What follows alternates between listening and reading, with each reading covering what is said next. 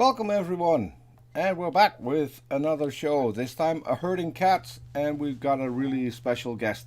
Uh, for this time, like the last time that he was on, Robert is going to be my co-host. Welcome, Robert.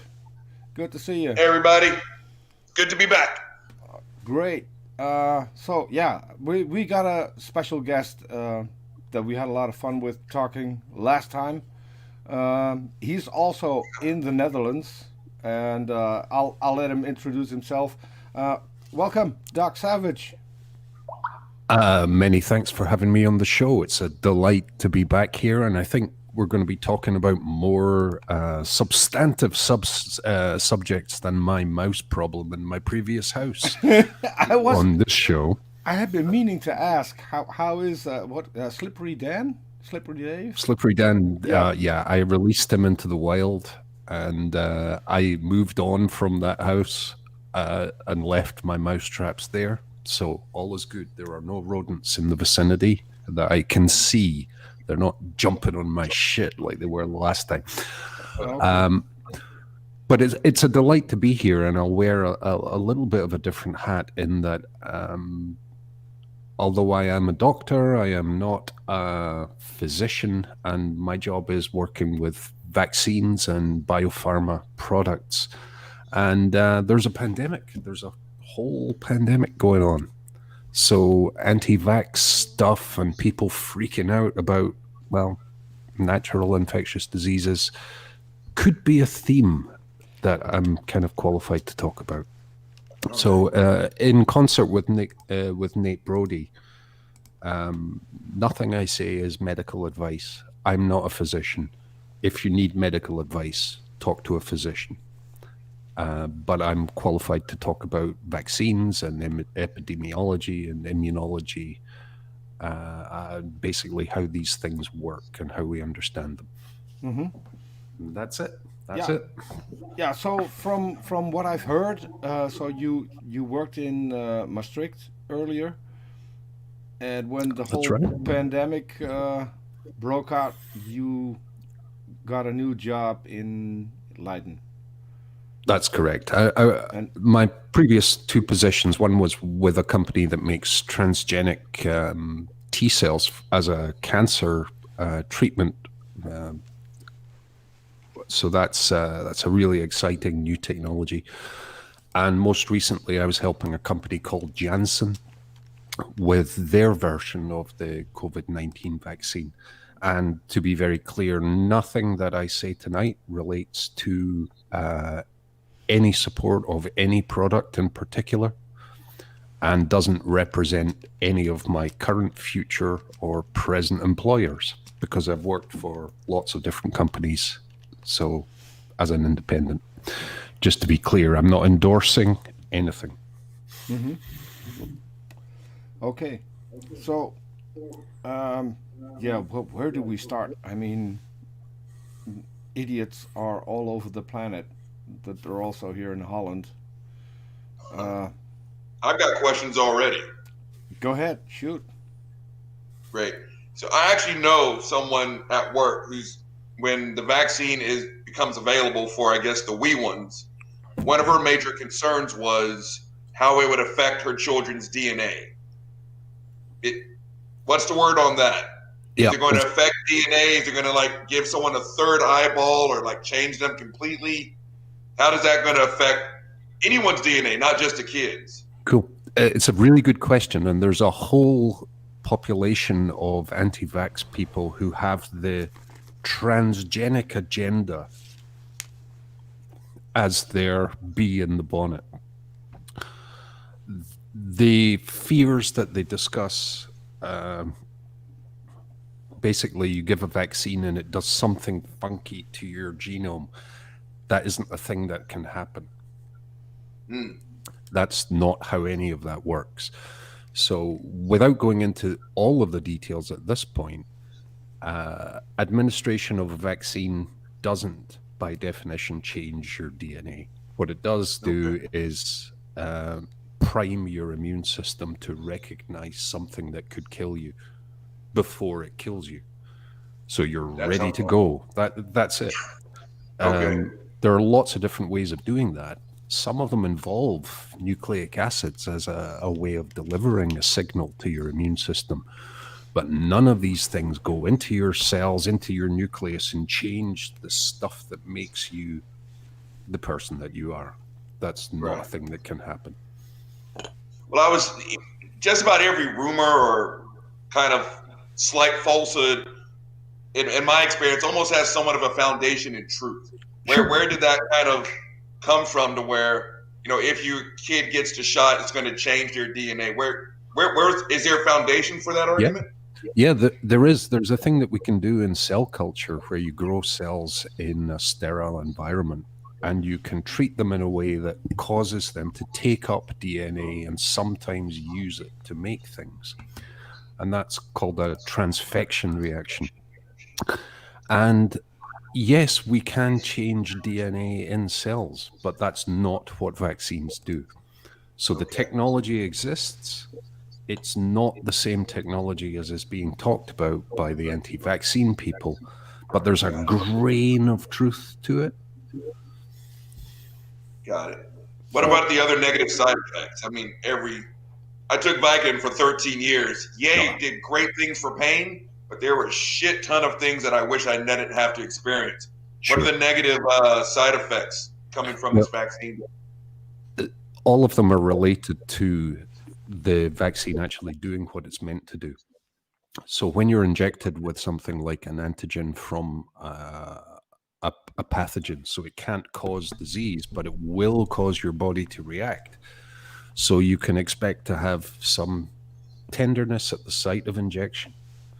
You can expect to have a low-grade fever for about 24 hours.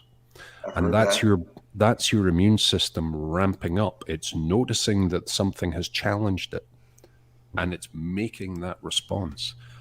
So you're not going to feel great for a couple of days, but that feeling is your body responding as it would to a virus that isn't actually there.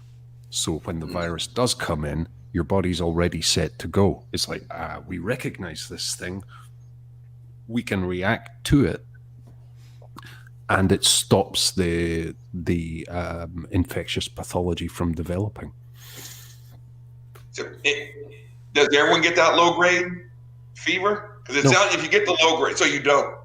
Yeah, not everyone does. People will respond across a spectrum of intensity. So some people will feel really quite sick for a couple of days. Most people, in fact, based on the numbers, will feel a little bit wobbly for about 12 to 24 hours, and they'll be fine. And all that is those antiviral aspects of your immune system kicking into gear. So that's it. When it becomes available, I'm pretty sure I'm going to have my ass in line. It's just I've heard several arguments as to why you should not stand in line to get this vaccine. But my best friend's got a medical license, and he's like, he's making it sound like it's a non-negotiable. That if we want to get up and over, if we want to get to a point where COVID is no longer, at least as severe of a discussion, he's like, you got to get the shot. Yeah. Imagine a forest fire. What a vaccine does. If we could have a vaccine against forest fires, what that would mean would be you inject it into a tree, and that tree is fireproof. It cannot transmit fire. It cannot cause the fire to spread. It's no longer part of the equation. If that fire is an infection running through a population, that's what the vaccine does. So it takes out people from the equation. They can no longer become infected. So they're no longer a joining point to allow the infection to spread. It's breaking a chain. Exactly correct. Okay. Exactly correct. Well, shit. I think it's pretty much the same thing that as we had with smallpox. I mean, people don't get smallpox anymore because everyone gets vaccinated when they're young. Yeah, and that's an extreme case, Peter, because smallpox is gone. Yes. It no longer exists as a naturally circulating viral infection. Yes. And that's one of the major success stories, because smallpox crippled, killed, and maimed millions of people over thousands of years. Exactly. And so, oh wait, well, we got an empty chair. Okay, so and this is the I scared Robert away you scared with my Robert alcohol. away. Yeah.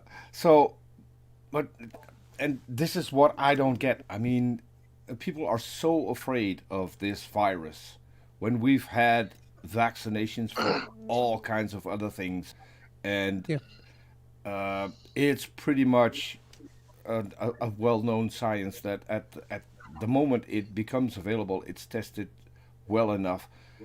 Obviously, there will be people who have strange reactions to it. Of course. That's unavoidable. But so, what do you think? Why are people so afraid of this? And Well, I'll go ahead. there are a couple of things. First is an actual personal endorsement. So all of the vaccines for COVID that I've seen, based on the data that I've seen from serology and responses, they all work. Some are better than others, but I would get one rather than none. And I've recommended to my family, that includes a number of people who are at extreme risk, that they're vaccinated as soon as possible. So my parents live in a retirement community in a building where everyone is over 55, which means everyone has pre-existing comorbidities by definition, which means realistically, and this is the scary part, that if they have a case within that building, 70% of the population will die. Yeah, which Yeah. which happened. I don't know if you've heard. It happened quite near to me here in Twente, where I think 19 people died Yeah. the moment one of them caught the virus. And So for people who say, 1% isn't really very much, well, okay, it really is. That's an order of magnitude higher than most of the flus that we've all experienced. And it's misleading, because that's 1% of the general population. But what that really means is for people who are at high risk, elderly folks, immunocompromised folks, people who have other conditions that cause them, higher risk. It's not 1% in those populations. It's 5, 10, 15, 20, and higher as you go into people who are in extreme old age or extreme poor health. So I get vaccinated. I have been vaccinated, although I've already had COVID, and I'm confident of my immunity because I've seen the numbers based on the analysis of my serum. I did that to protect the people that I come into contact with, who are folks in their 80s and 90s in many instances. And I wear a mask to make a point, not because I'm at risk or I'm putting other people at risk, but because it seems like a nice thing to do as a neighbor, hey, we're all going through this, so I'm wearing a mask in solidarity, right? yes, But Peter, you asked about why people object and why the conspiracy theories kick in. In each and every pandemic that we've experienced, and this is a thing that humankind has been going through for thousands of years, every time that happens, there's a subset of the population who go entirely batshit. Here is a real threat. Here is a real problem. And instead of doing the simple things that manage it and accepting, hey, shit, we're biological organisms, this is what happens, they go, oh, no, it can't just be nature fucking us over like nature does. It has to be the Illuminati or the elites doing this. It's more comforting to think that you're being screwed with by a cabal than, hey, this is the equivalent of really, really bad weather in an infectious disease sense. And it's normal, it's natural. long before this happened, I was involved in various efforts to plan how to deal, with this kind of thing. The question was never, is there going to be another pandemic? The question was always, when will this happen? Yeah. And I've said throughout my career that I've never really been afraid of Ebola, because Ebola is a serious illness that keeps you where you are mostly, doesn't spread too well because you're basically dead. I was concerned about flu, where you can walk around and spread it, but it also kills 1% of people. Now, we don't have that flu, but we have something that is of a similar degree of pathogenicity. Mm-hmm. But America is the giant tragedy in this entire experience. And now you're going to see things change really fast in the USA for the better. So what happened? Excuse me. Yeah, I really hope so. We already have a question from the side chat. Titan Uranus. He says, as Doc Sav has seen the new report that the UK variant may be more lethal in general, which is a question that I would have also, because I think you might have heard that in my region we already have the UK variant. For now, it's still one person, as far as the latest reports are, but so it is here. Couple of things about that. The first is nobody's surprised, because viruses have a very short generation time and are exposed to selective pressure, which means they change biologically very quickly, and especially viruses of this type. And that's why we need different flu vaccines almost every season, because they change at a rate that is quite extreme. Yeah. However, the variants still depend upon one key interaction to gain access to cells and do their pathogenic thing, and that's the S, or the spike protein, which hasn't changed significantly, and that's the antigen that the vaccines are really focused against. So it's an expected thing that you will see change within the viral genotype and phenotype, but the vaccines that are currently under manufacture and distribution are still effective. So I'd say be cautious, but be as cautious as you were for any of the variants, and the same precautions will still help you. Wear a mask, wash your hands, avoid Trump rallies in particular. And I'll write that down. I was going to go to one tomorrow. Yeah, I just wanted to add a little politics there, just a tiny bit. In my professional opinion and my personal opinion, former President Trump's handling of the COVID-19 pandemic constitutes a crime against humanity, because it's now apparent that he was fully aware of the issues related to the pandemic, and out of spite put thousands of people at risk, and through his misinformation put hundreds of thousands of people at risk. If I was called upon to testify in any kind of court environment on this, I would be able to make a case very strongly that he willfully put people at risk of their lives, and tens of thousands lost their lives as a function, indirectly, of his grotesque misrepresentation. Mm-hmm.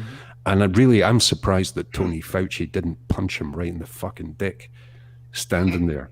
He's like, well, there must be a way that we can sterilize the blood and the whatnot. And I think, that's called medicine, Donald, and it doesn't work like you just said. I think earlier, standing there like, oh, for fuck's sake. I think earlier today, I saw a video of Fauci where he was quite relieved that Oh yeah. because he He's can't. so Yeah. he's such a pro, and he's so diplomatic. He's like, Yes. yeah, well, some would say that this could feel like relief. I'm like, no, Tony, you're like, free at last. Yeah. Free at last. Yes. So when we were smack dab in the middle of this thing, they would show on the TV how everyone else was handling COVID in terms of presenting information to the public. Every other civilized world, their leader would get up and say, blank, blank, blank, okay, I'm going to turn the mic over to Dr. So-and-so.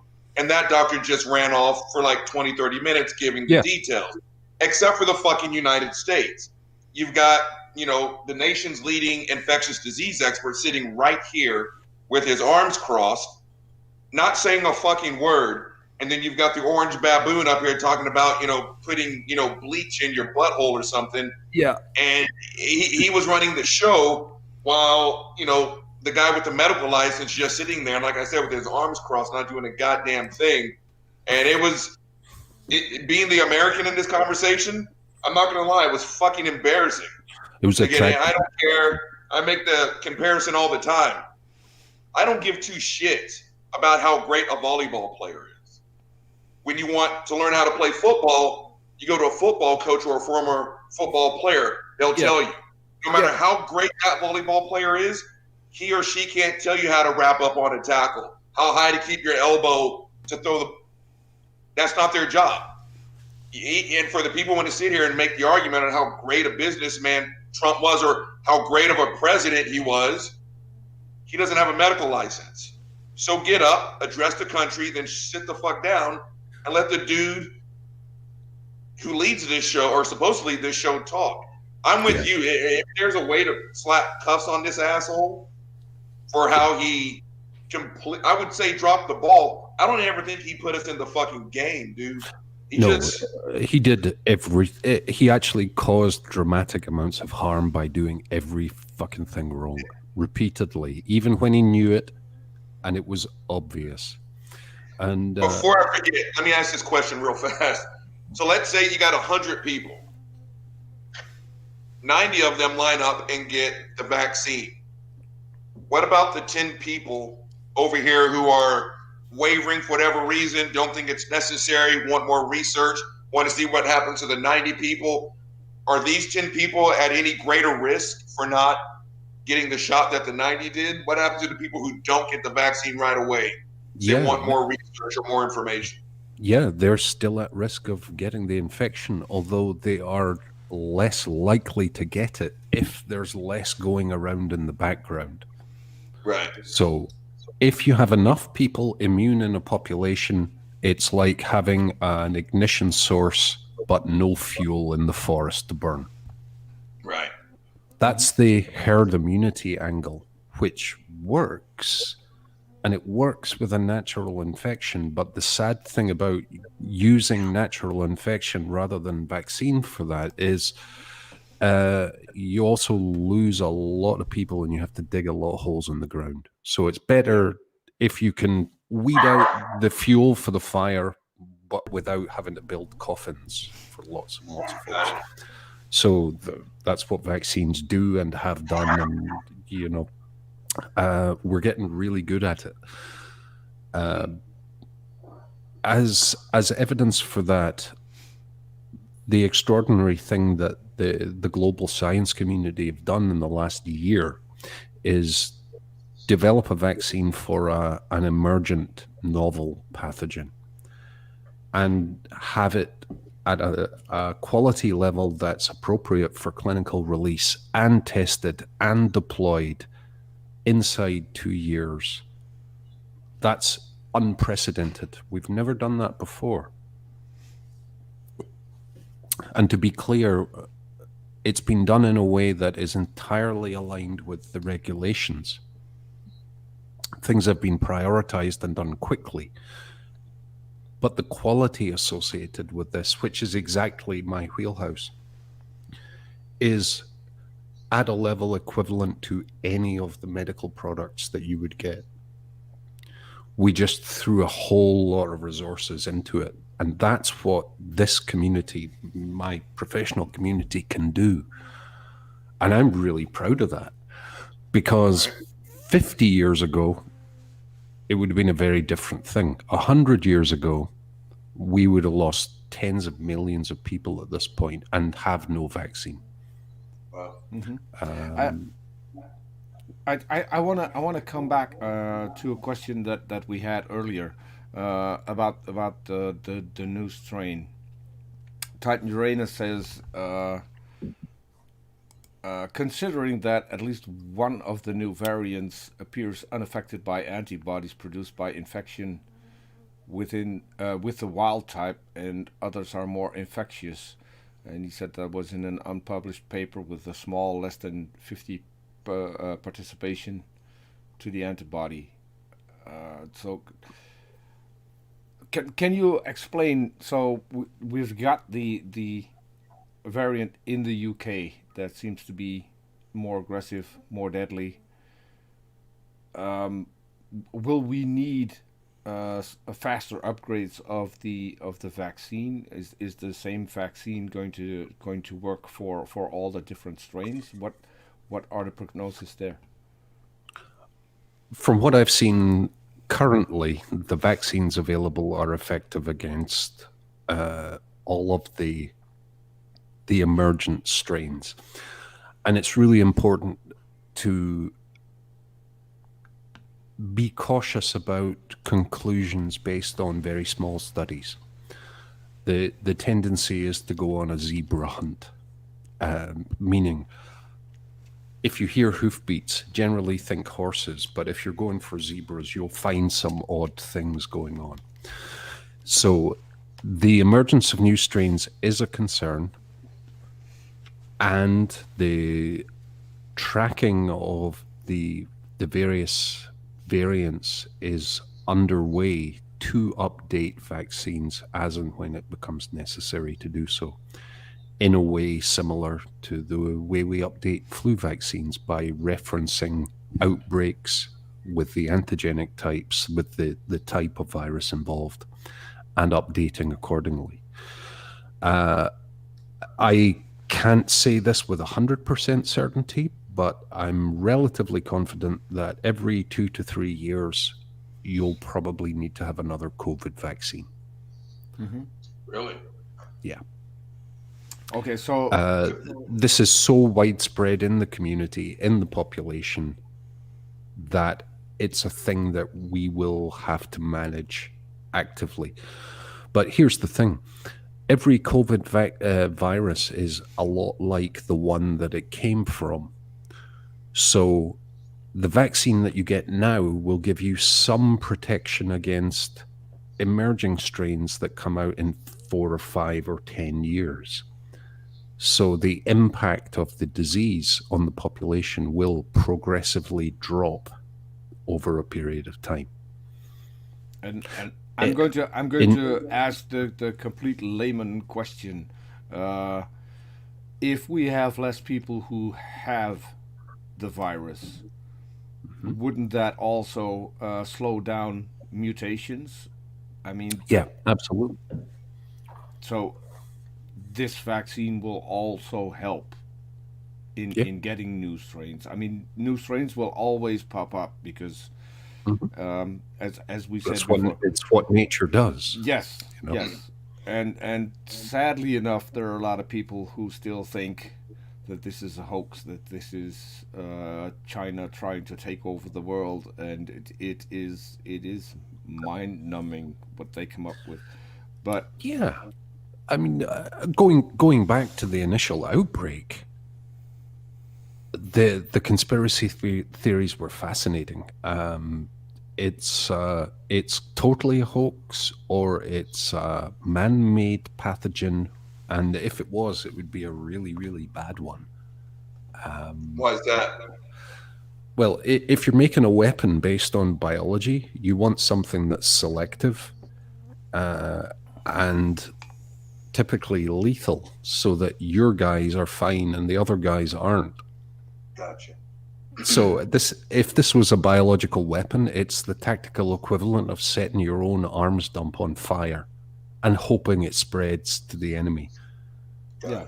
So it's a rubbish biological weapon. And the reason I'm commenting on that is there are quote unquote good biological weapons that people in my business have to be aware of so that we can fucking stop them from happening.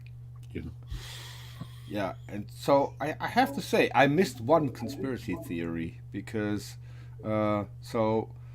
people might recognize you from it's still one of my favorite shows and I still go back to it, from Oral Audacity, and so we know from Oral Audacity that you were living in the roof, so where the bats are, you were close to the bats. So how do we know that you're not the one who released it to the world, because you were well close. You don't, because I mean, nature is a friend of the show, and bats especially, because they're flying mice. I mean, what's not to like? Exactly. It wasn't me, but you raise an interesting point. Animals and viruses with RNA genomes are an issue, because we come into contact with animals and blood and whatnot and things. And this is a known pathway of pathogenesis for particularly viral infections. Many people will have seen and enjoyed the Walking Dead series, and during the prison episode there, they made a really good point. They had pigs and they had fowl, they had ducks and chickens and whatnot, and people started to get flu. And their comment there is, the flu virus that is avian and the flu virus that is porcine and the flu virus that is a pathogen of humans is very, very similar. If you put all these things together, they recombine in a way that can knock you dead. Mm-hmm. And in this instance, and similarly with Ebola, there is an animal reservoir for a virus similar to the one that is now infecting people. And wet markets are a perfect environment for transmission of pathogens of that type. Mm-hmm. So here in Holland, we also had an outbreak in I think at least one mink farm in the south part of the country. It's still to me horrific that we in the Netherlands still have a mink farm, but so they caught the virus as well, and it was spreading there too. I mean, there's a general point to be made here. I mean, lapsing into dark humor for a moment, I think people would be a lot less troubled by vaccines if they saw more fucking lepers in the streets, ringing bells. Mm-hmm. Spare some coins for an old leper, with bits rotten off them. And you know that leprosy is a thing that happens in the USA as a direct result of armadillo wrestling. What? I'm not making this up. The 9-banded armadillo is the only animal reservoir for Mycobacterium leprae. And there are people, and I'm talking about white people now. Yeah, no shit. Only look at my shocked face. Only dumbass white people do this. Armadillo wrestling is apparently a thing, and they can be feisty, and people get leprosy from this. So the example is, you're fucking around with animals. You don't know what lives in the animal that might be able to live in you. So leave the armadillos alone. And the other example, which is a globally significant one, also a pandemic, simian immunodeficiency virus is a whole hell of a lot like human immunodeficiency virus. And if you butcher and cut and get blood contamination from a chimp with this, it's really easy for these viruses to just jump over. And that's how we got HIV 3 different times. All right, so I need to cancel my plans for tomorrow night to butcher a chimpanzee. Is what you're saying? Yeah, Okay. steer away from that. Okay. But It was either that or armadillo wrestling. I was going to go towards the chimp dissection. But you're chimps are saying more. that's bad. Robert, do it. you've been hanging around white people too much. I mean, I live in Austin. Are you shitting me? I'm one of like 50 black people here. yeah. So I And I think another one's moving out tonight. So they're going to be down to like fucking 49. I need to talk to you about that because someone from Austin just donated one amazing bike to Kent Hovind to have it sell. The bike was made for the movie Blade Runner. Oh God, Hovind. Yes. Oh, Hovind. It might fetch him about 50 grand selling this particular bike. And I've seen it. It's Why did he give it to Kent Hovind? he gave it to Kent Hovind to donate to the ministry. Oh, God damn. You know, So I'm kind of in awe of Hovind because he's been running an unchanged grift for 25 years and it's still working. yes. But when he starts to do his Bible thing and then say, we're looking for some fertile women to come and live here on the compound, it's like geriatric Jonestown. There's something really scary going on there. It is. And, you know, he advertises, this is on the Dr. Dino site, that only one child died last year. So that's good. Yeah. He leaves If out anyone What's that? another one was kidnapped. They found him shortly after. And there's also a guy who's a convicted pedophile who is a frequent visitor of Dinosaur Adventureland. And he keeps telling people They know about it? it's a great place to raise your kids. Yeah. Yes, Jesus. this has been all over the internet, and I'm still waiting for the guy that Hovind asked to become friends with this particular guy. But yes, So Hovind actually has a compound? Yeah. yes, Oh, fuck me. it's- Wasn't between that and the Westboro Baptist and all those other idiots? Hovind is a fascinating character because he's so toxic that even the other young age Christians, the young age creationists, Yeah. their whole organization have spurned him as being too fringe. yeah, Jesus. Wait, you know, if the crazy people are like, yeah, You're man, too crazy. ooh, you're just not welcome here anymore. Take your crazy down the road. yeah. Well, I got a selfish question. About the vaccine. Because Yeah, man. in the very beginning, at least here in the States, all they ever said is this is no deadlier than the flu, right? Apparently they're wrong. So I'm almost 50 and I've never once had the flu shot. And I've never once had the flu.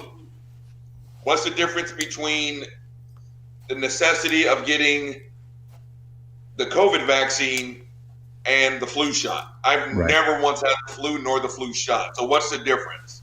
Viruses, totally different animals. So Okay. you've never been attacked by a buffalo, but there are lions in your front yard. Got So it. the buffalo repellent probably isn't the thing to do. So Got it. for me, you may not be at risk. Looking at you, your build, your health, and whatnot, not knowing anything, I would say you would get COVID and you would be fine in 2 weeks. But anyone who's 10 years older than you, or like my sister who has an immune condition that means she can't get vaccinated, they not so much. So in the same way as we're protecting ourselves and others, I would say get the vaccine. Yeah, I've come across a couple of people who have had COVID and they're still struggling, still Oh yeah. short breath, can't do a lot of work, concentration problems at times, I've heard. There are an awful lot of things that will still stick around once you've had COVID. It's not that you got COVID and then after that you're fine. A lot of people will No, still yeah. struggle with a lot of other effects that are they stick around for quite a while. So I mean, there's potential for that in terms of post-viral syndromes. At the moment, we honestly don't really know. So the best option is not get it. And you can not get it by social distancing, wearing a mask, washing your hands, and most importantly, getting vaccinated. yeah, And it's really that simple. And, you know, for anyone in the audience, vaccine development is not an exact science because people's immune systems are not necessarily exactly the same. But to the best of the ability that we have, it's becoming an exact science, and we're actually getting really, really good at this. By way of example, kids who are born today are vaccinated with products that are way higher quality than the ones that saved my life back in the day and my parents' life based on the polio vaccine and so on. The last best standard that we have becomes the next minimum standard. Mm-hmm. Let me say that again. The best that we had becomes the minimum standard of quality for the next generation. And the only thing that really hits me personally in this whole discussion in terms of anti-vaccine people is the assumption, and it must be an assumption of their rhetoric, that myself, my peers, the people that I admire and respect and have worked with, must all be at least complicit in a long-term strategy to damage and hurt people if the anti-vaccine rhetoric is correct. And I've met some people in the industry who I don't want to be friends with, but not one of them is like, yeah, let's go murder some fucking kids, man. Let's do it. Let's sterilize a whole population. That isn't a thing that happens. So when anti-vaccine people challenge me directly and go, well, you haven't done this and you didn't make that, I'm like, well, actually I did and I have. So are you saying that my life's work is the opposite of what I think it is? And if so, make your case. Let's go, you know? Mm-hmm. By the way, I need to bring something up. We have someone in the side chat, Fiona Robertson. Please say hi to Dr. Oh, Me. Fiona. Hi. Not seen him in ages. Dr. Robertson. I mean, we're talking science, so it's Dr. Robertson. Okay. PhD in microbiology, University of Edinburgh. Yeah. That's what I was thinking. You have a similar accent. She has a little bit stronger accent, I think. Yeah. I can tell from Fee's accent pretty much the town that her mum came from. Fiona is a great scientist and a voice on YouTube for reason and data-driven decisions. Mm-hmm. And she has some pretty good content. So if you want to do a shout out, I've watched several of her videos. So a nice lady as well. People might want to check her out. We also, yeah, go ahead. Yeah, I was just going to comment in terms of governments responding and doing the right thing. And this was brought up by the cultural alignment I have with Fiona.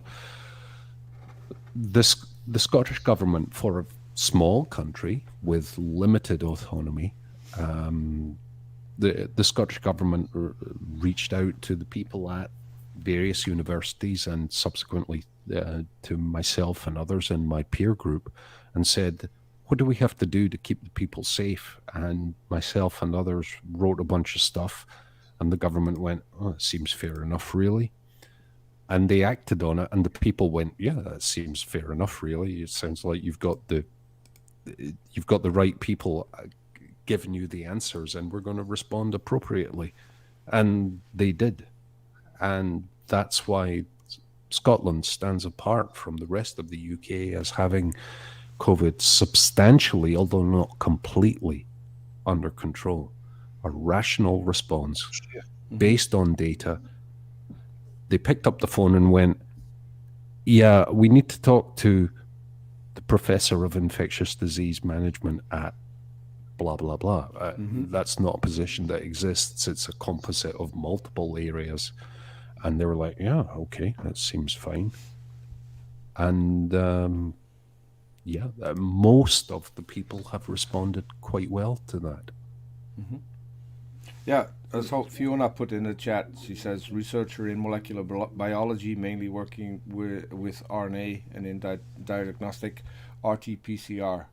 And she says, I need to do a short video explaining the CT value and why running 240 cycles isn't a problem.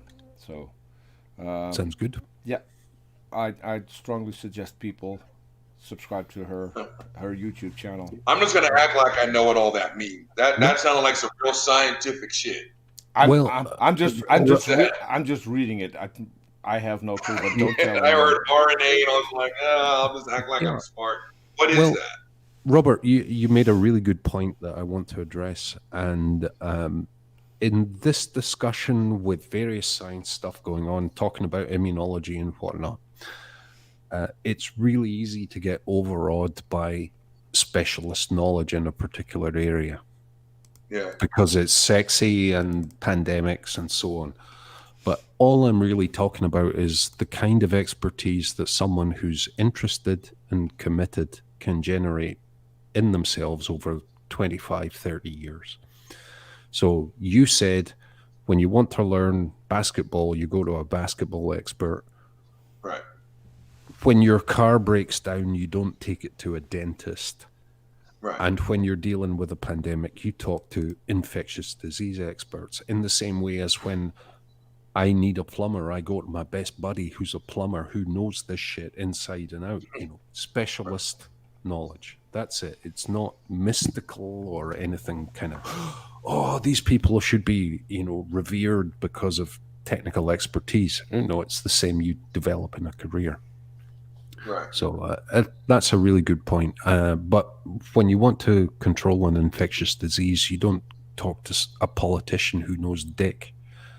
Exactly. That's a bad plan, It's an enormously bad plan. And this has got, and I actually told someone earlier this week, my beef with Trump for 4 years, because I consider myself pretty political. I like to read up on shit and stay involved. My critiques over the last 4 years had shit to do with politics. Yep. It was just about him being a fucked up ass human being. Yeah. And in terms of, the COVID response, and especially when Bob Woodward, released those tapes where Trump straight up admitted, I knew it was fucked up all along, and because I hate myself, I'm just going to kill a bunch of poor people because I can. Pretty much. And then, he had his apologist coming up behind him saying, well, you don't want your doctor coming in screaming, you got cancer. No, but if I've got cancer, I don't want my doctor to say it's just a blister, go and put some ice on it. Tell me the truth in a calm manner. Tell me the attack plan, and let's get to work, right? And as the American in the conversation, I'm disgusted when I think about how many lives could have either been saved or at least made better if we just would have been honest from the get-go and say, this is fucked up. How can we get past this? Tens of thousands of people, minimum, based on what Trump did. And the alternative, the solution, if you will, was so simple. And what I would have done is, hey, we've got a pandemic. We have a global expert on pandemics. Here, Dr. Fauci, what resources do you need to fix this? Right. He's told me what he needed. I will provide what is required. Let's fix this, America. And it would have been an entirely different environment. So let me ask you this, because especially being here in Texas, I've said from the beginning, I'm not a fan of Governor Abbott. I'm just not. But him, the mayor Adler for Austin, where I live, I always said I don't envy anyone's position right now, because this isn't just about a disease, a virus. There are small businesses that are dying. There are people who were facing eviction. At least here in the city of Austin, they gave a lot of people breaks with like, we realize you can't pay your gas bill, your utility bill, but all that shit's going to come due. And so it was like, you shut down the United States, we get a virus under control, but on the other end of it, it's a lot of fucked up shit. A lot of people went without money, food, getting cars repossessed. And so it was more than just a virus. So I understood both sides. Yeah, absolutely. It's kind of like, I love to walk, but if my right leg has cancer and they have to amputate it, it sucks. But you see what I'm saying? At least here in the States, because they weren't given $2,000 every other week to us Americans. People had to beg just to get, what was it, $600 the first time around? Yeah. That's not even a car payment here in Austin if you got a car payment, Jack. And I totally get it. And if I was at low risk and needed money, I would be going to work. That's a given. You know, if you've got kids to feed, you've got to feed your kids, and you go and do it. The response I would have favored would be shut it all down for 2 months. The whole smash. Close it down. We'll take care of the money because we've got lots of money. And then it's done, rather than, okay, it's still there, and in fact, it's worse than it's ever been. Fucked up part. That is what, at least in my opinion, killed the United States, because this wasn't just sit at home while we take care of this virus. It was a cynical gamble because your life isn't as valuable as someone who makes $800,000 a year. Right, it's super easy for those people to stay at home. Right, for them, their big sacrifice was to sublet their house in the south of France. Hey, right? I mean, I've been working at home for a year because I'm not paid to do science. I'm paid to tell people what to do and how to do it. Right. So for me, I mean, this is business. I can sit here and do that. But my buddies are lifting stuff and actually building shit. And they're like, well, you can't do anything, you know? Yeah, because if you're the person who's cleaning the halls of Kirby Junior High and they shut down Kirby Junior High, you're making $12 an hour. Yeah. You need $12 an hour. So I get the whole stay your ass at home. Some of us have cushions and savings that you can lean on. Not everyone does. The majority of Americans just don't. Yeah. So, I mean, this kind of thing impacts everyone in various levels of intensity. But the way I've described it to my elderly parents is, consider this to be the equivalent of a really, really bad winter where you don't go out unless you have to. If you go out, there's a higher probability that you're going to die. Right. This is normal, natural, and you behave accordingly, and you adapt your behavior to fit the circumstances, and you are aware of the risks that you're taking, and you minimize them. So you put on a jumper, or rather you put on a mask. Right. But the critical mismanagement of this early in the US is something that will go down in history as a tragedy.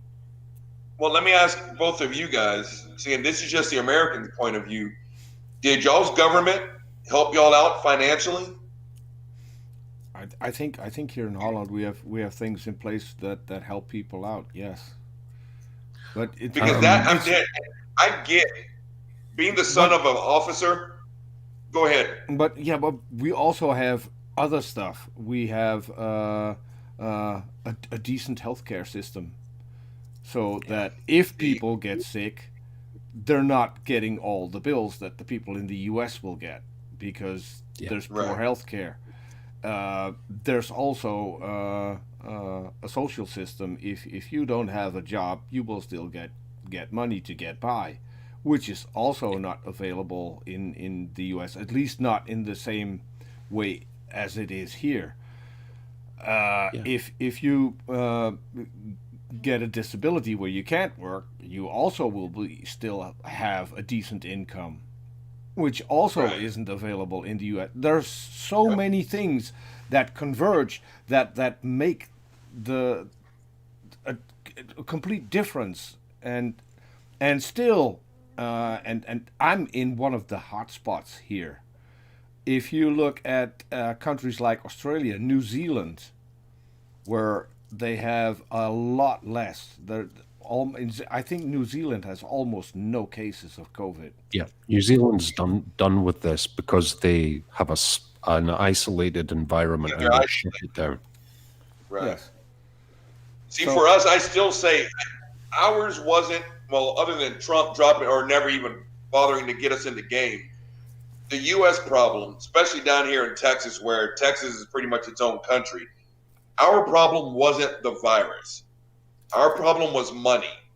I mean, just last month, I think it was, we had our staff meeting over Zoom.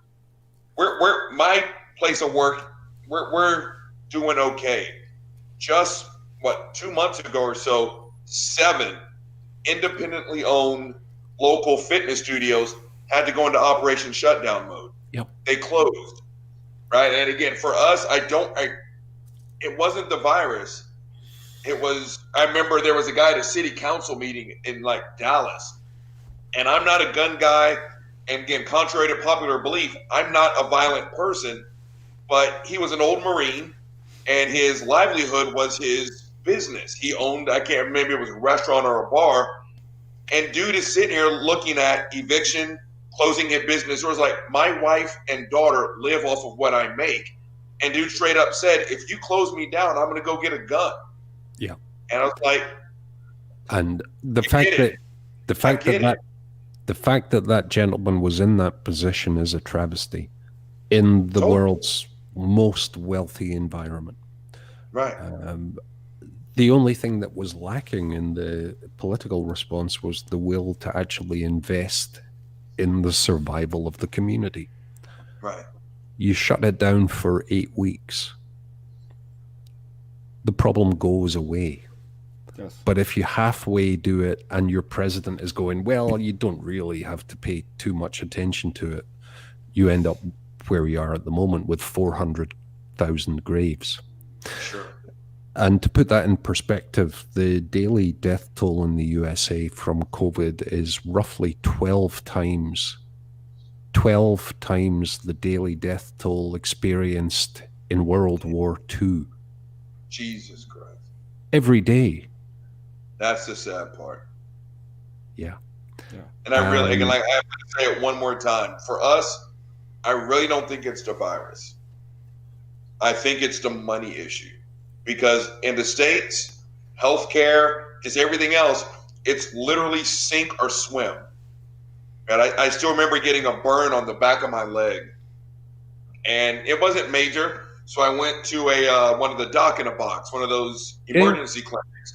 I have phenomenal insurance. If I wanted a sex change tomorrow, it'd be $100 out of pocket. I'd be Roberta by tomorrow morning. I've got phenomenal. And so my copay, you could make that work, Rit. You could make that work. I think I'm a little bit invested on being the guy portion. Robert, My copay was like Robert, 60 bucks. Robert, What's that? don't let me pull up a particular picture that I still have. Oh shit! I do have you Oh, in. dude, I do have you in a dress with SJ's hair. Well, that's fine. I mean, You it's know what? it's 2021. Come on. Post it. Are you So- shitting me? Look at my shirt. You think I'm afraid of that? Do it. No, I know you're not afraid of that, but From my Laugh at- chair, I mean, I look great in a little black dress, but I am very, very obviously a man in a little black dress. You Yep. know. You know, God, I wonder if I still have it. It was 2 Halloweens ago. I came as a sorority girl.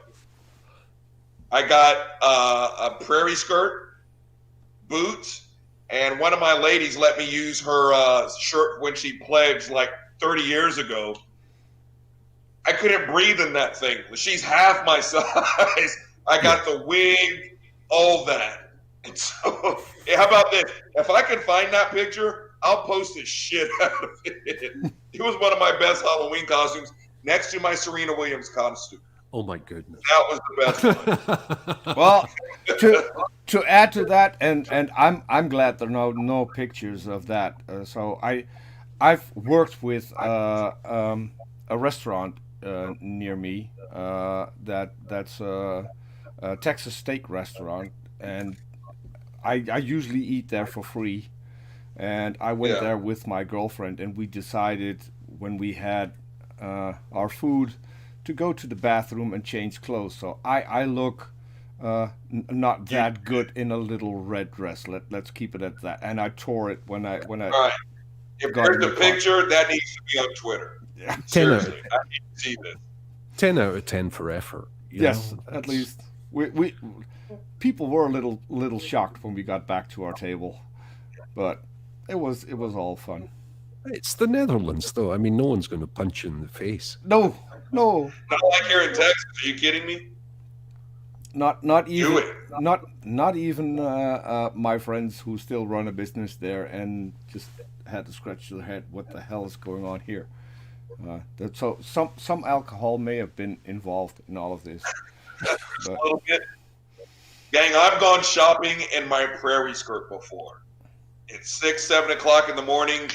I fell asleep in it. I've got a baggy T-shirt. I need coffee or cream or whatever the fuck. I've gone to the grocery store in my prairie skirt. It helps being 6'3", 240, but you just get to a point where you no longer give a fuck what people think. So, It's like, yeah, I'm making groceries in a You- skirt. you know, there's a special emergency response number for giant black guy in a dress. We have a code 19. You know what? It's not the dress, and I still laugh. Do you realize this time? Yeah, last year, if I would have gone to the store because it's cold with a mask up to here and a knit hat and gone to the store or the bank, I would have been shot before I walked in. I was like, you want to talk about code 9? Take them down. Take the shot. Take the shot. Now, I walk into the store and my face is completely covered. No one says a goddamn thing. Just last year, seriously, if I would have ever to walk in a bank with a mask and a hat, I would have been peppered with bullets. My mom would be getting a phone call saying, Mrs. Reed, we're so sorry. Yeah. Oh, it's now- over. Yeah. Now I'm this large, hulking Negro walking into public places, and all you can see are the slits of my eyes. Yeah. I'm loving it. You're in the full burqa and nobody cares. In fact, they're going, right Yeah. on, man. Good for you. Yes, yeah, way to go. You're being safe. Yeah. Now, You know- if you're not dressed like me, you're the asshole. Whereas This- this time last year, if you look like me, you'd get shot. This reminds me of a recent coup attempt. Yes. I was just going to bring that up. I Keep mean, going. Keep going. I love these idiots, right? So, Doc Savage rules for living. If you're going to do felonies on camera, Yes. probably wearing a mask is good, right? That's generally good advice.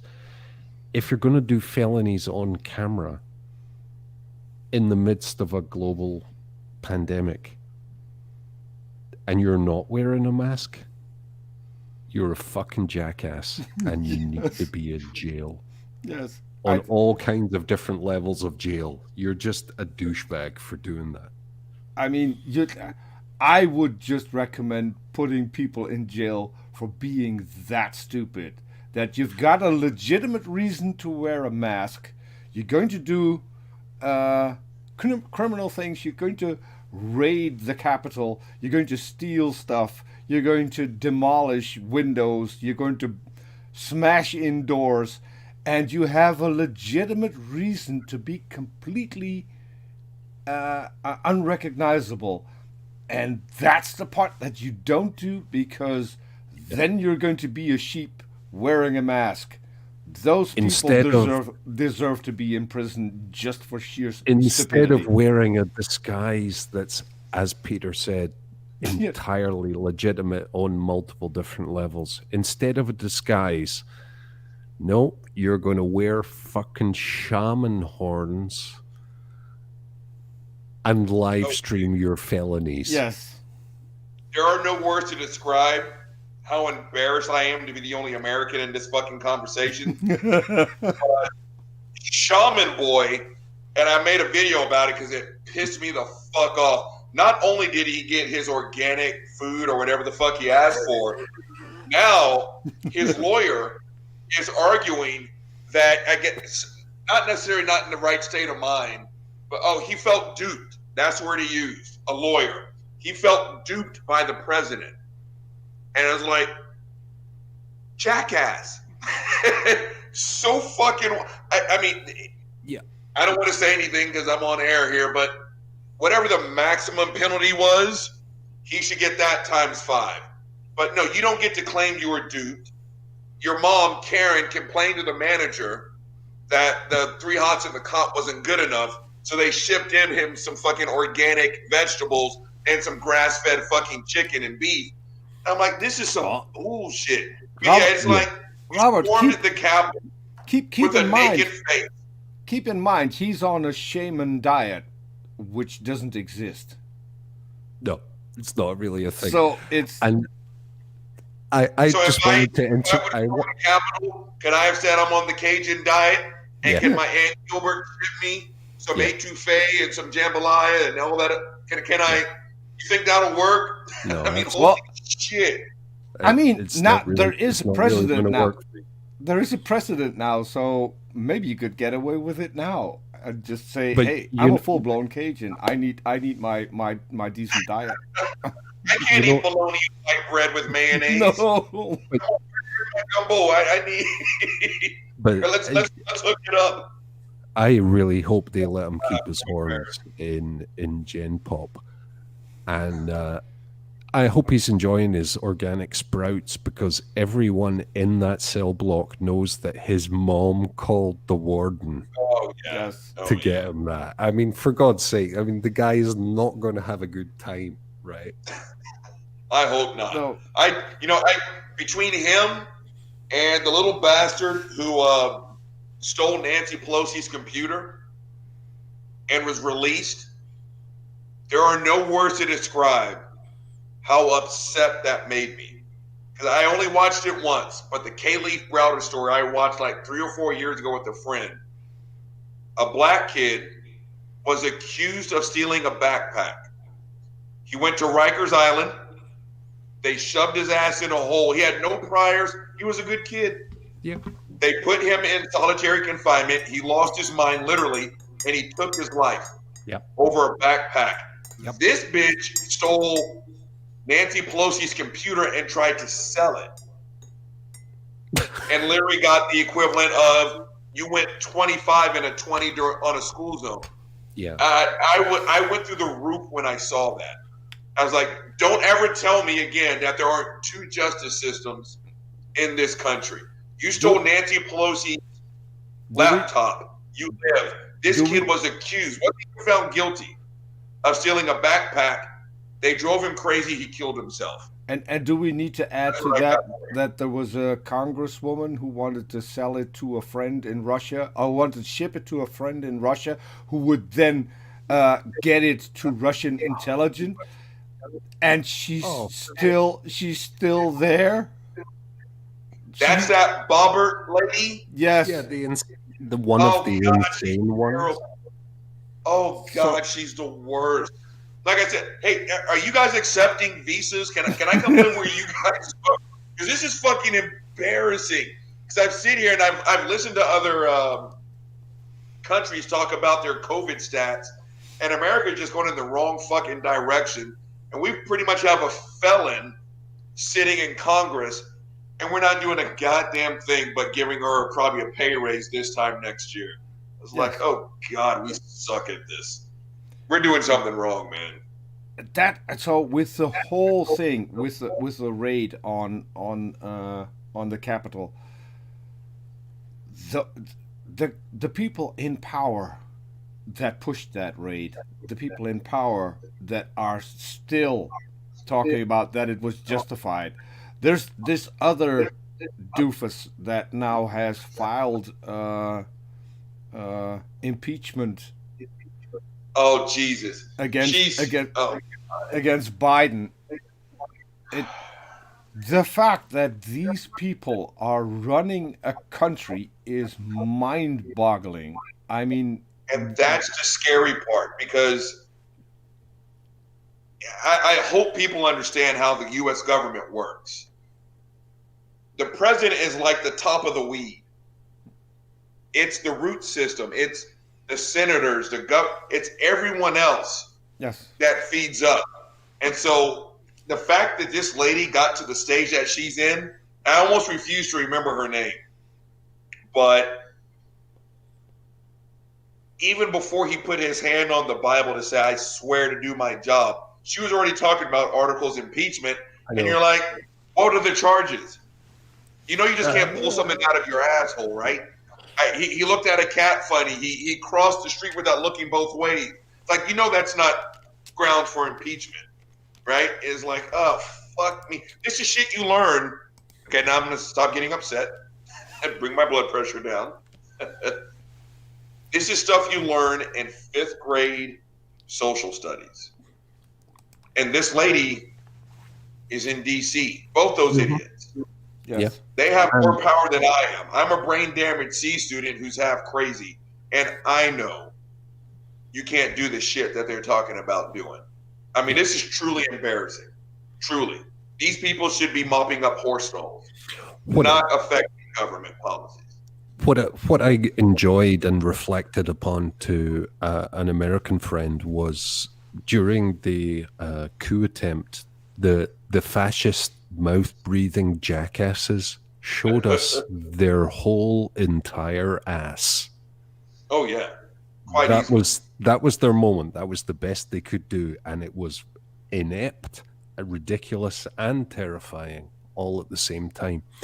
And then you had Ted Cruz and Mitch McConnell basically standing up going, I have no self-respect. I have no principles whatsoever.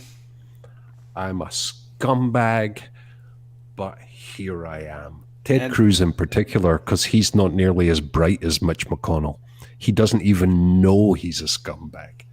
and then you got this I forgot his first name, Hawley, who just said hold my beer. Yeah, Josh. Josh Hawley, who said hold my beer when he saw Ted Cruz. But what I love about Ted Cruz is the rest of his What? Yeah, peers. please tell me. I need to Oh, know. yeah, the rest of his peers, everyone around him thinks, yeah, he's a fucking asshole. Don't trust him at all. Keep him out of your life. And yet that's the he's still scary there part. waving his flag, you know? But I live in Texas. He represents me. And that's the scary part because it's like, I was at the head shop. Well, you can't call it a head shop here in Texas. But on top of, I think they look better on, people who burn houses down than people who smoke weed. But Ted Cruz made it illegal to buy sex toys in Exactly. Texas. Yeah. Right? And so when I went to the shop, and then I'm having to ask for my new grinder by saying I need a novelty item. And then I turn and I look, and there's a whole wall of personal massagers, right? Because every woman, when she gets a crick in her neck, needs a 12-inch black penis-shaped studded dildo with 5 variable speeds and 6 self-cleaning heads to get the crick out of their neck. And it's like you got a wall full of personal massagers because Ted Cruz says you can't get your nut off on your own.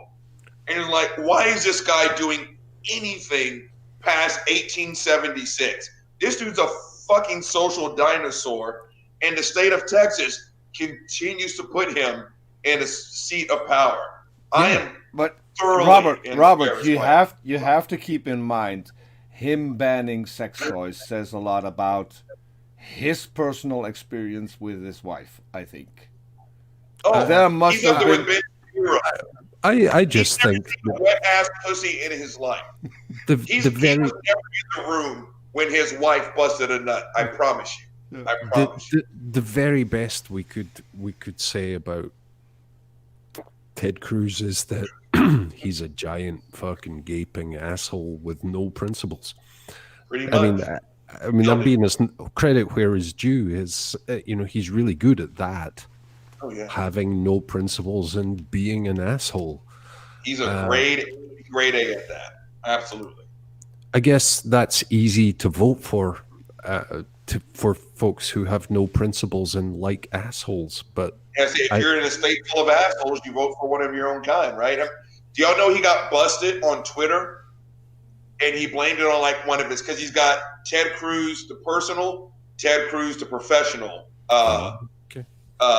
Because accountability is like that, And apparently it was his professional that went on a porn site and he got busted liking, like Big Tet Anal Redheads.com or some shit.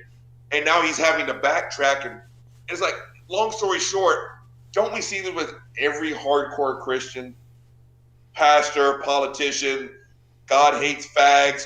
Who's the first person in an airport tapping the foot of the dude next to him like, hey, you want a good time? Right? And it's like, you can't jerk off, but he's liking porn sites, then blaming it on staffers. I mean, it's like, these are the people that are running the South. Note to self, how fast can I get the fuck out of the South? Jesus Christ, this place is bastard. And these are the people, while running the South, that you would not want within 200 feet of your kids at any time, because the sleaze factor is there.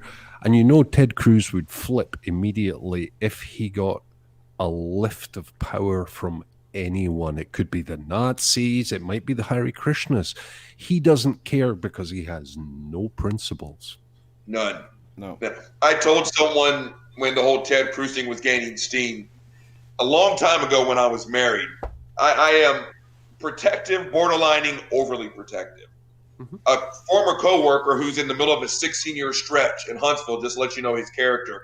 Really long story short, he was talking some legal ramification level shit about my then wife. I found out his schedule. I drove to work. I cornered him in one of the back rooms. And I told him, pick up your phone right now, call your attorney, have that person say what you said my wife said, and I want to hear you back that person up. Do it right now. And this person backpedaled, because there's nothing like having 6'3" of anger management issues a fucking inch from your nose. And I was like, don't fuck with my wife. Do it right now. And he was like, oh, and he started joking. I was like, you are dead to me. Don't talk to me. Don't look at me. And if I hear my wife's name come out of your mouth one more time, your wife's going to be a widow. And I couldn't be more serious. That was just between me and this dude. Trump got up there and called his wife, an ugly ass dog or some shit, and then said his dad killed JFK. And his first statement was, Donald Trump has no morals. What was the next scene? Donald, does this feel good? Are you going to tell me when you're going to come? And then he spent 4 years jerking this dude off. And I'm like, holy shit. Never, ever, ever open your mouth in public ever again. Because if you talk about my girl like that, Jack, you doesn't- just signed up for a world worth of problems. Yeah, He and it embarrassed doesn't your wife matter. on the national stage, and you licked his dirty boots. Yeah, and it doesn't matter who you are if you say these things. You could be the Tsar of Imperial fucking Russia. It doesn't matter. But yeah, we're not talking about, I guess, what human? we would call stand-up guys here, Mitch McConnell. That's the gentlest way I've ever heard someone say a spineless, nutless sack of shit. I always tell people, if you fart around my mom and don't say excuse me in a timely fashion, you signed up for some problems. I'm sorry, I just don't have that in me. I don't have a lot of ass whoopings left to give out. I'm half crippled and I'm almost 50. I always said, the question is, do you want one of them? Right? Exactly. Like, do not disrespect someone I care about. No. Like I said, we're going to have problems. I kind of admire Mitch McConnell for his reaction time because he's quite an old guy. But as soon as that green light for jump came on, he was out that fucking door. Oh my God. I was going to sit here and say, I don't understand, but I totally understand. Yeah. And it's like, do you not understand that we can see you? We saw the last 4 years where you literally wiped this dude's ass every time he took a shit on a national stage. Yeah. And then turn around and tell us he actually didn't take a shit. And now you're standing strong saying, well, his words incited the violence. Wow. Like I said, brilliant discovery there, Copernicus. Yeah. I mean, what was your first? that? What was your first clue that he's in that? It's like, what gave it away, bitch? Ted? But like, again, we're not dealing with the brightest tools in the shed here. We're dealing with some real profound dumbasses because, right? For me, if the choice is between Nazis and anything, Nazis are the wrong answer. Always, aren't they? It's not a complex paradigm to grasp.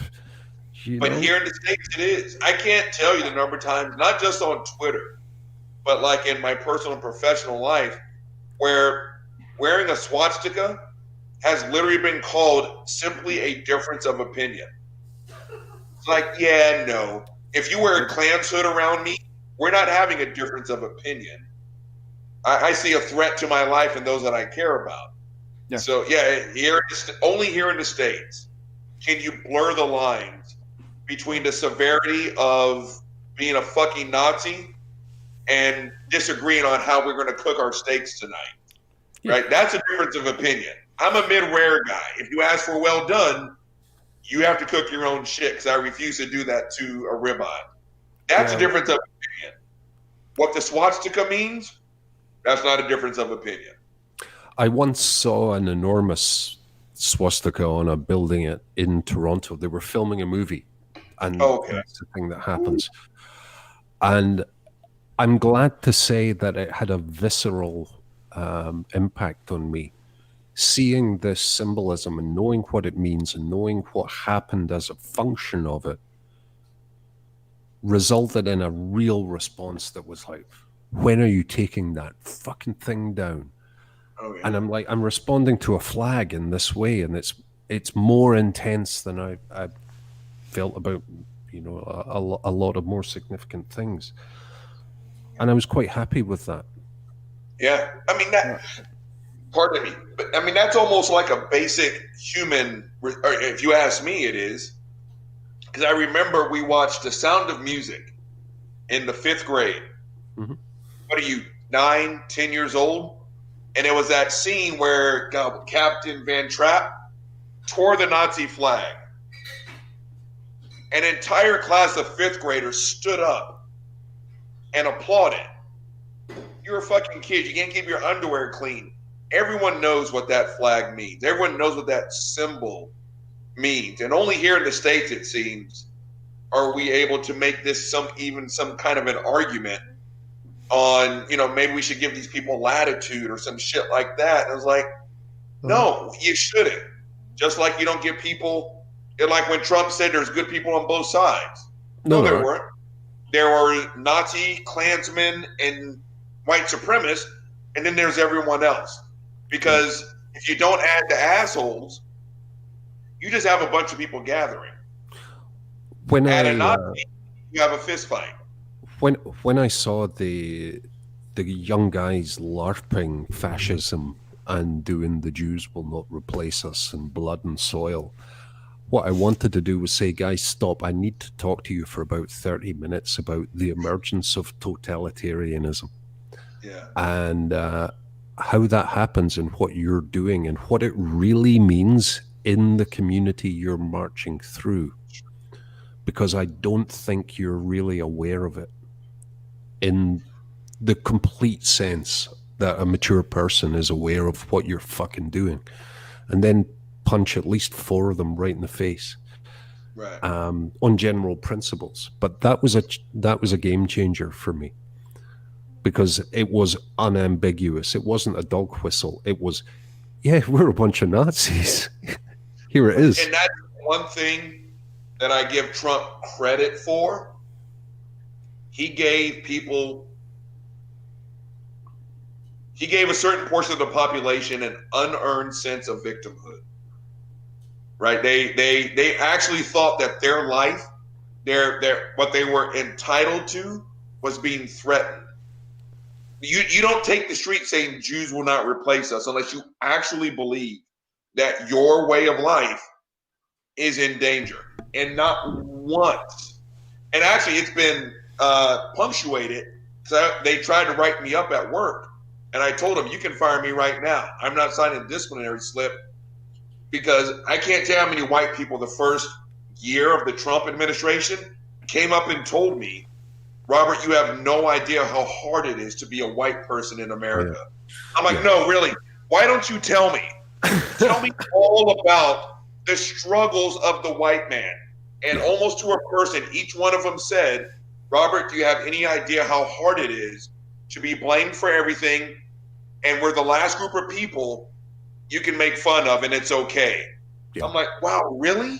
Yeah. That almost sounds as bad as being lynched. Yeah. As having the skin whipped off your back. Yeah. To have your wife raped in front of you, to have your siblings sold. Oh my God. Someone made a joke about you? You poor bastard. But he gave them a sense of victimhood that they did not earn. That's why those assholes took the streets. My great-grandparents didn't have a lot of education, and they worked hard physically, but nobody owned them. Right. Yes. They weren't chattel. And when folks in that position play that card, what they're really saying, and I really kind of try and own this as a human, is don't take away a small fraction of the enormous privilege I've grown comfortable having. Right. You can't have slightly more because it might mean I have slightly less. Right. And this whole white man's burden nonsense, fuck off. I mean, there's just no data to support it. I'm really sorry. I just remember listening to some people at work. So I've watched the kids grow up. I've been in the same place for almost 25 years. And about 4 years ago, this group of kids that were born when I first started were getting into college. And the University of Texas, where I graduated, is a very hard school to get into. I got into it because I could play football like a motherfucker. But these kids were trying to get in on just their academics and their social resume. And I'll never forget, I can hear 2 ladies behind me say, this lady's kid, a white boy, got into UT, and this lady said, your son is white and he got into UT? It took everything I had to walk away from that conversation. Mm-hmm. I was like, hold on. You realize that my dad, who was literally an academic and high school playing All-American, by today's standards, my dad would have been the can't miss recruit all across the nation. He was twice the football player I ever was, and infinitely smarter. In the University of Texas, where I made All-American, the University of Texas literally told my dad, no niggers allowed. And that was fine because, you know, in the 50s you had apartheid. You call it different things, but that's what it was. So I try and break things down to the most basic and fundamental thing to try and get the point across. I drove a car in the States and in Canada, and when I was driving in the States, I was pulled over a couple of times, and not once did I ever think I was going to get murdered. Mm. Yeah. The cops pull me over, they ask for my license and registration, and they say whatever they have to say. They either give me a ticket or they don't, and I go home. I'm not going to get murdered because I'm not the same color as you. Come on, say it. Yep. And get murdered because you're just reaching for your wallet or your paperwork. Or anything. Yes. I had that talk with a friend of mine when her son started driving, and I was trying to tell this person the difference, and she just wasn't seeing it.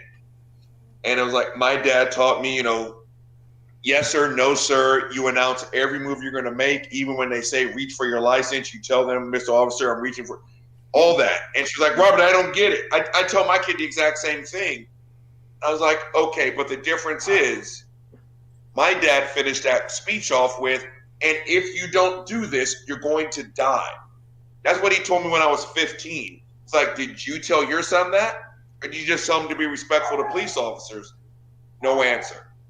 No. Yeah. I was like, whether you want to acknowledge it or not, there is a difference. And like I said earlier, Kaylee Browder was accused of stealing a backpack. He's dead. Someone stole the Speaker of the House laptop, pretty much bragged about it, and they released her to her mother's house. So please continue to tell me how there aren't two American justice systems. So again, the only advantage that I see from the coup is here's our whole fascist ass. And it was all laid bare right there. And what I loved about it was the frantic rationalizations from the right wing. It was the commie left LGBTQ Antifas that did the thing. And no, that really lacks internal consistency and any credibility. Yeah. That's the fucked up part, because that's my mom. Hold on, make sure everything's all right. Yep, okay. That's the fucked up part, because again, Fox News, who likes to claim they're like this public access channel equivalent, they're not. They have an enormous audience. And I remember right after the coup, Laura Ingraham and I think Sean Hannity, it was one of those, they didn't confirm, but they also didn't deny. And it is one of those, we're just going to put this worm in your head so you continue to think about it. And it was like, well, I think we saw like 2 or 3 Antifa people. On to the next story. That right there is enough to plant that fucking seed. Next thing you know, because it's kind of like Trump. I had a lady actually tell me, well, he never said, actually go fuck shit up. And I tried to tell her, you don't have to. No. He's been sowing these seeds for years. So all it took was the smallest nudge. Wait, but he did say we're going to go march to the Capitol. That's literally, what he said. It is, but his get off was, he literally said, we're going to peacefully march. Yeah. He did say that. There's one thing. He was like, totally. But if his entire administration was peaceful and dignified, he could lean on, well, I said, let's march peacefully. But his entire 4 years, he has been inciting violence. He's been doing this to this entire country, us versus them. So it doesn't take much. And he sure as fuck didn't say anything when those other people said, let's kick ass, let's fight, let's have trial by combat. Yeah. He said nothing to watch that. So he gets to lean on, well, I'm the one who said, let's march peacefully. Do you think they focus on that, not the 4 years of bad nicknames, insults? I saw a tweet about the news in the U.S. and that particular person, I don't remember who it was, but they said, if you're watching a news station that shouts at you, we will bring you the news that you want to hear, one thing you can be assured of, what you're getting is not the news. Because Not even close. no, because if you need to make the news people want to hear, then how accurate can it be? Yeah, I think by definition, Peter, you're well outside of news at that point.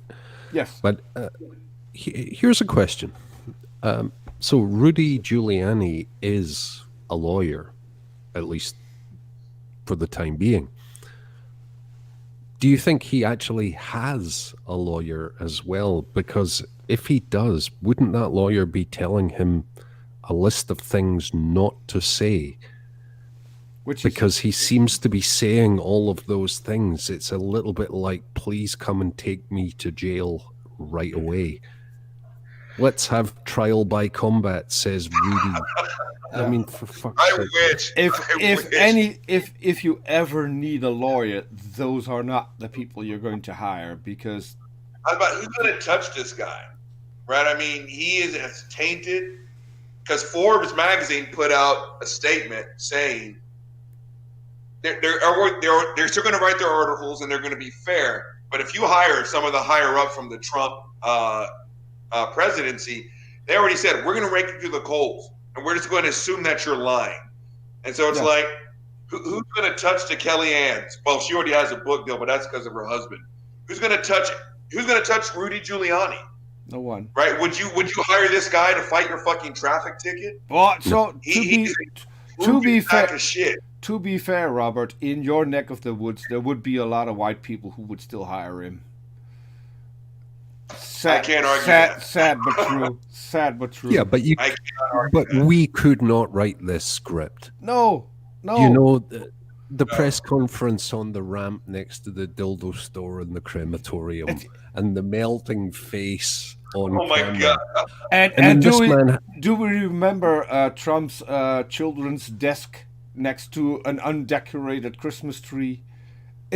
Literally, if you look at what happened the past 4 years, and you would put that in a movie, people would say this is just stupid. This couldn't happen. Right. Nowhere. You're in a suit. There are lights. You're going out in front of cameras, and there are 20 people in the room, and no one tells you that your hair dye is dripping all down your face. Not one person. Like you would say that to someone on the subway. It's like, dude, you want to look at your thing there, and there's some shit. Which gives you a good idea how many friends you actually have. If you're on national TV and your hair is leaking and no one says anything, that you are a pariah. You're surrounded by really dear friends. It's kind of like, but that Rudy defines the entire Trump presidency. And I've said it 1,000 times. I stared at one kid in a wheelchair when I was 6 years old. My dad slapped the back of my head, and I haven't done it since. And it's like he gets up there and does what he does. It's like, how did it not kill his career? Rudy is a legitimate topic of conversation. That Borat movie, I don't give a damn. You're part of this moral majority. You're part of the Christian right. And even if you didn't think or know she was underage as an act, whatever the fuck, you're patting her on the small of her back, right on top of her ass. I've done a million interviews. And you follow her into the bedroom. You follow her into the bedroom. You're on the news 24/7, and here's a girl who wants to take you to her bedroom. How stupid do you need to be to realize that there might be cameras there? Well, I mean, if you're Mike Tyson and you're kind of dark complected, you go to fucking jail for 8 years. But if you're Rudy Giuliani, it's Tuesday. Yes. It's not quite as simple as that, but at least if you're Rudy Giuliani, you are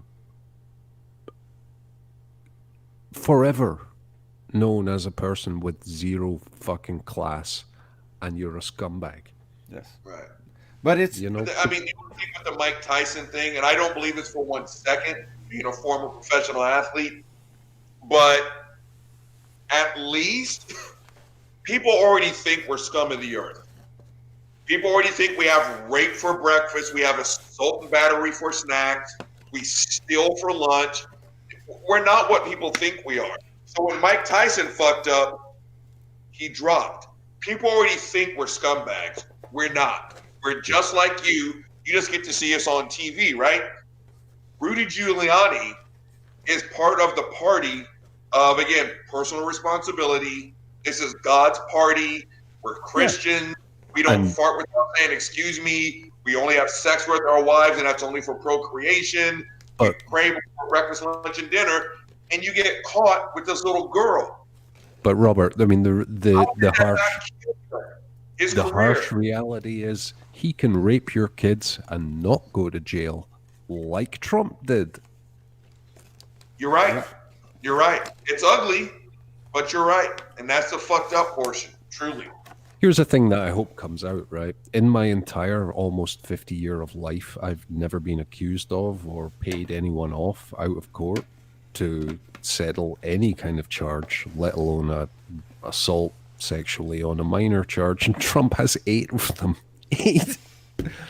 Millions of dollars paid to just make these things go away. And that really bothers me as a human being. The fact that you can pay to make it go away is disturbing. And that you would if it wasn't a thing. Yeah, and sadly that's not just limited to the US. That is yeah. But it's like I hate to break this up. We've been going for an hour and 45 minutes. Usually we run for an hour and a half. You know what time? See, holy crap. I didn't watch either. I do want to keep this to approximately an hour and a half. I'd be more than happy, Doc, to have you back and talk about other stuff because always a blast, Doc. Always a blast. Yeah. Well, it's been a great deal of fun, and we covered some interesting science and some interesting politics, and that's great. Yeah. So I will sign off for now. And if there are any open questions, I'd be glad to answer them in chat or in text. Yeah. No critical cripple. I did not accidentally press a button. Your laptop died. Just replying to the chat really quick.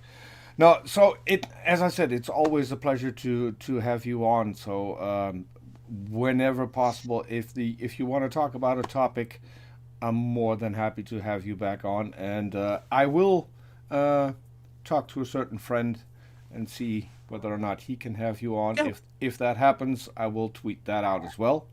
We're going to be back tomorrow, Robert and I, and we're going to have Amy Newman. I'm really looking forward to that already. So I haven't seen her since the debacle. Yeah, so we're set for tomorrow. So I want to thank everyone in the side chat for sticking around. Doc, again, it was a pleasure. Do you have any final words you wanna say? Everyone, wear a mask, wash your hands, and get vaccinated as and when you can. Exactly. So I'm going to take us out. We see you all back tomorrow. Catch y'all later, and thanks for dropping by.